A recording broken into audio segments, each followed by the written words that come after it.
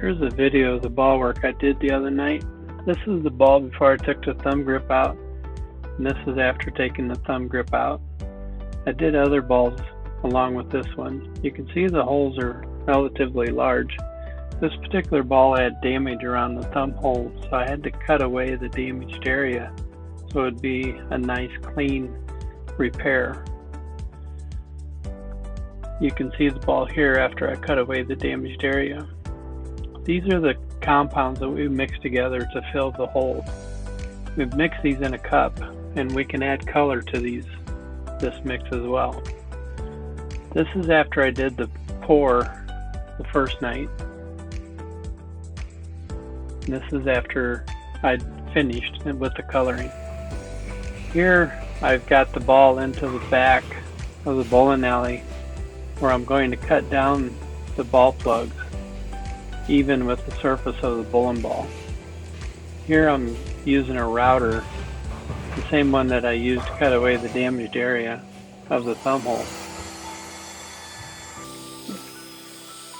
So I'm cutting away the plug here, and I check to see how close I am to the surface of the ball, and then I'll cut again to cut it down even with the surface of the ball.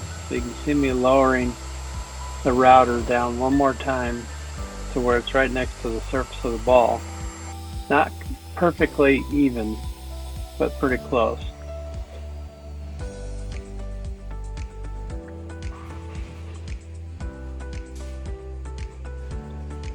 So then what I'll end up using is a bevel knife. It's got 3 sides to it, and the edges of this knife are really sharp. So I'll use this to cut away any of the excess ball plug that's sticking up, and so that it has a nice clean transition from the ball plug to the surface of the ball.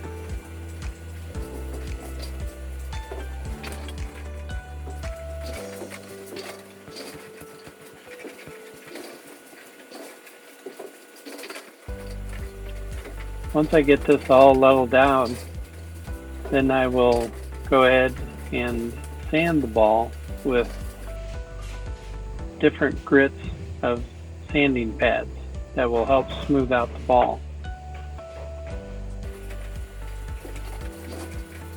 So I've got the different sanding pads here with me, and I'll use a rough one with 180 grit, and then I'll start working my way up to smoother grits using 360 and then 500, and then the last one I'll use is 1000. So that will bring the ball back to its original finish. But then we'll have to polish the ball also.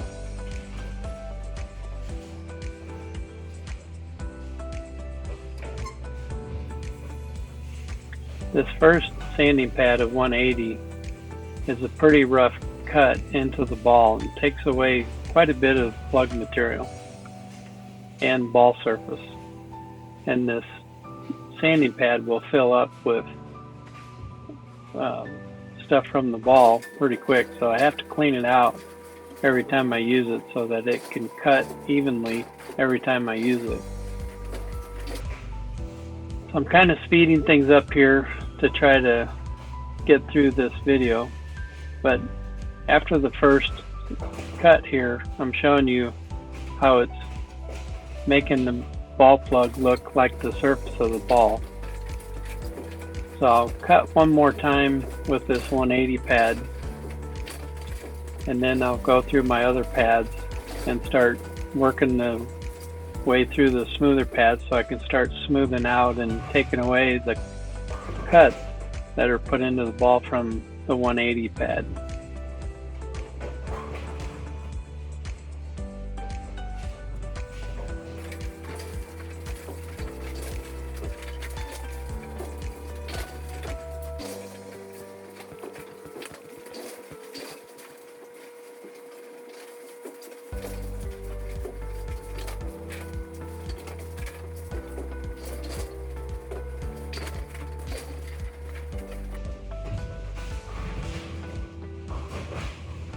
This is after 360, and you can see that it's getting closer and closer to look like the surface of the ball. It's not going to be perfect. It's never perfect. But we do try to do the best we can to color match the ball. And most of the bowling balls today are multicolored balls, so it makes it even more difficult to fill in the holes of the ball and make them look identical. Nearly impossible.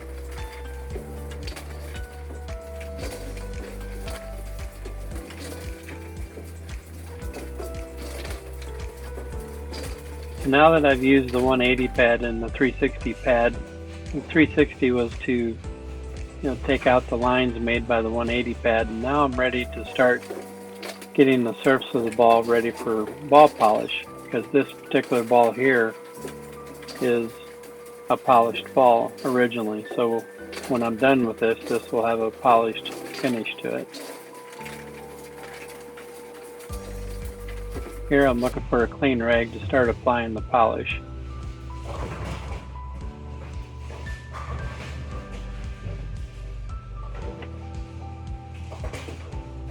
I'll pour a little bit in the rag here.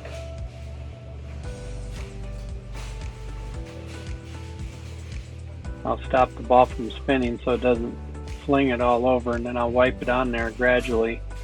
Then I'll turn the spinner back on to apply the polish. And then I will flip my towel over to do the buffing.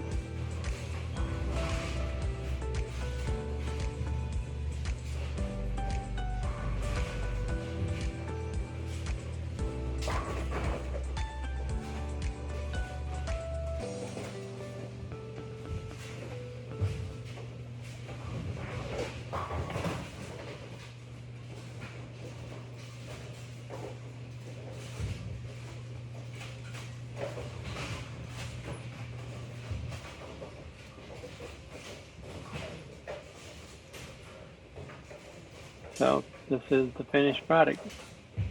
Should have a happy customer. Hope you enjoyed the video.